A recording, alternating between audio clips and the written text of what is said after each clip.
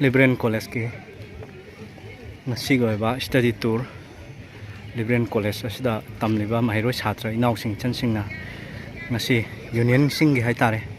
union sing leiba Liberal College ki union tem nai tare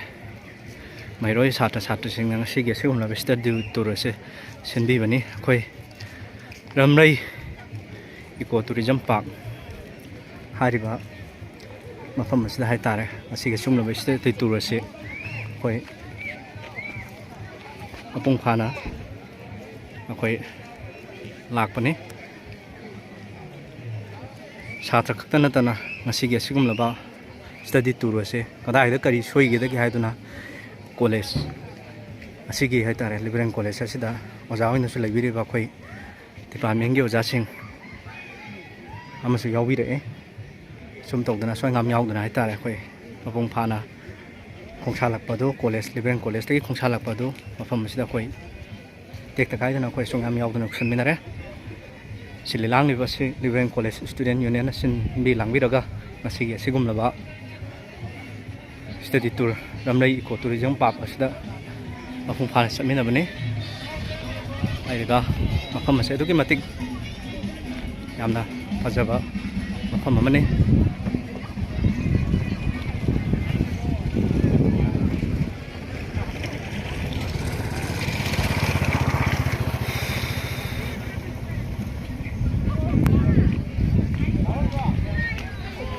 mafam ase koi Ramrei Eco Tourism Park ni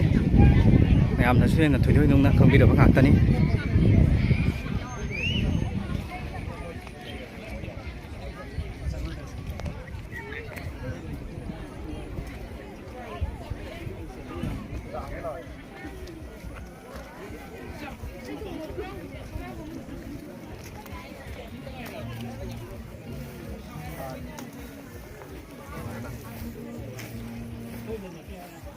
chhatra singju khoi awa pothaba ma adagi di ori watai sanam kaya mana ma dan mafam jiga lang no pa khoi singmen nak no pa jaga da photo kam da jingma kaya ma su yawri pajagraba kangai pa imagi masai ko ni gi khoi mari leina oja sing department gi oja sing loina na khoi mai roi chhatra sing ra matak to loi lei re adu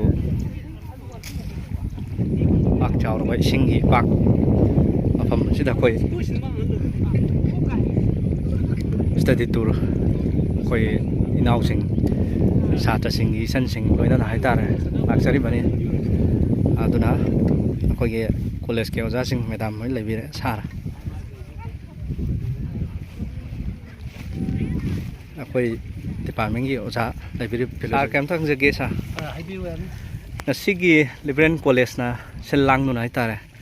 khoi study tour ma lakpi sida khoi sargi oiba mot kari ba pham thamini sa study tour habsi yamna masne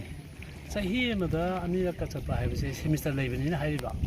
semester na hoide enu wenga de amu muk chapani semester ani leirabani ani sa pham thai because maram de kai no ta angang mayang khu mak singse hoi sa class at da som leibisu ya de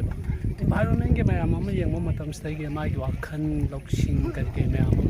pangchan da na da sum leiram ba haibadi like da sum ung leiram do sum mayam ju ru ma tam de ge masa se refresh da we ba adar waja mayam jing ju refresher course ka sa li ba mayam jing je sugum ba gi part ma ne ba study tour ga na hai ba ma ma sa li ba mayam khu sing se si ta compulsory chat ka do ne adu matam sina ne kari hani pal hai da ba mayam ma nei bi na phaja ba ga gi yening bu du yeng de adagi kari angang jing bu du angang su ki ba gi thu kat poi kai kai noi lei ba tam sa ne noi ma han lam ne phaja gra bam po se khoi manipur ji phajai chana le ba hai ni da na hoji chana le ba ai do oi dre ba study tour ma la ai po sing si ai gi mo oi na ba tam da di satra mai ge na satri mayam sing khoi lai ba mayam khu ma sing se mahak po tha min na ni enjoy to ra ni adagi hayeng kari to ni adai mathal kari plan to ni hai ba na sing ba koi ba khak ta su na te ba khoi sai de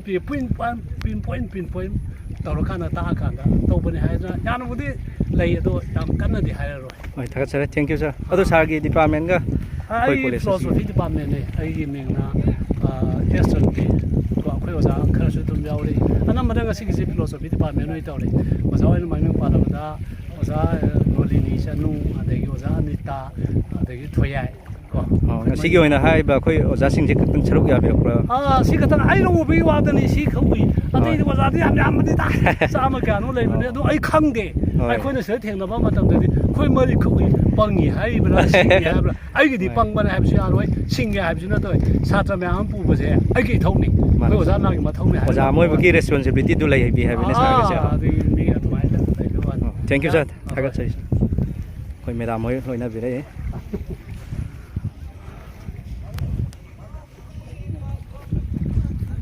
ꯃꯌꯥꯝ ꯄꯨꯝꯅꯃꯛꯄꯨ ꯊꯥꯒꯠꯆꯕ ꯐꯣꯡꯗꯣꯛꯄ ꯂꯣꯏꯅꯅ ꯈꯨꯔꯨꯝꯖꯔꯤ ꯏꯀꯥꯏ ꯈꯨꯝꯅꯖꯔꯤ ꯃꯇꯥꯡ ꯑꯁꯤꯗ ꯇꯦꯟꯁꯤꯟꯖꯒꯦ ꯌꯥꯏꯐꯕ ꯅꯨꯃꯤꯠ ꯑꯣꯏꯃꯤꯟꯅꯔꯁꯤ